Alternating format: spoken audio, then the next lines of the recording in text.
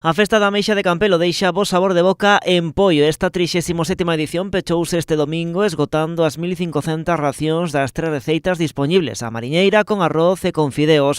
O domingo foi o día no que máis racións se despacharon, con colas continuas durante toda a xornada. Con todo, tamén foi destacable o bo ritmo de vendas do venres e o sábado ao mediodía. Ademais de veciñanza, entre o público atopamos visitantes de dentro e fora de Galicia. A cita incluiu distintas propostas musicais e a xa tradicional homenaxe ás mariscadoras que se xubilaron no último ano. Foi nun acto que se celebrou na xornada inaugural. Felicidades Argentina, Marisol, Justa, Pablo, Rosa María, Luisa, Cristina, Dolores, Ángela, Ana María, Mercedes e Esther. Eu espero que non quedara nadie atrás. En primer lugar, darvos a todos as felicidades por chegar ata aquí.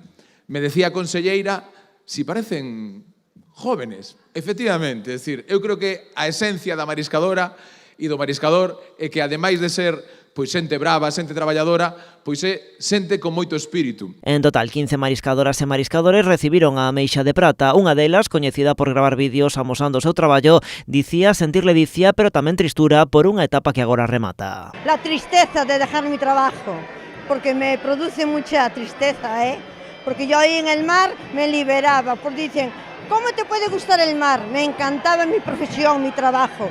Yo allí me liberaba de todos mis problemas. No acto de homenaxe que serviu tamén de arranque da festa, participou a conselleira do mar. A ameixa é pois un dos recursos máis valiosos que temos tanto na ría de Pontevedra como no resto das rías e do litoral galego. E por iso, pois aquí, en Campelo, se fai unha festa exclusivamente con este produto extraído por parte pois das mariscadoras, das traballadoras e dos traballadores destas tres confradías e que se xestionan a través pois dunha ferramenta que é o seu plan de explotación.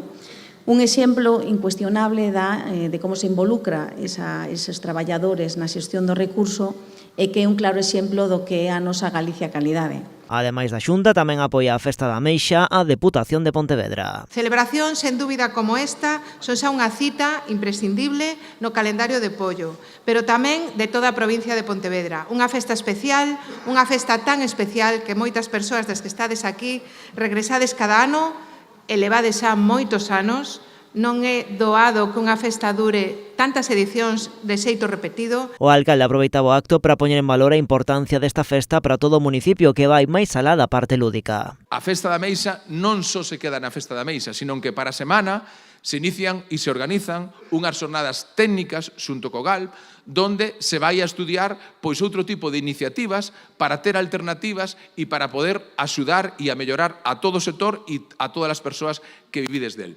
De igual modo, non nos quedamos só nun fin de semana, sino que o que nos interesa é seguir comercializando o produto para que exista demanda e para poder incrementar esas capturas. Por eso, durante todo o mes de outubro, van a estar as xornadas gastronómicas. As xornadas gastronómicas da Ameixa desenvolveránse todas as fins de semana de outubro en 12 establecementos do municipio, ofrecendo ao público distintas propostas culinarias a prezos accesibles.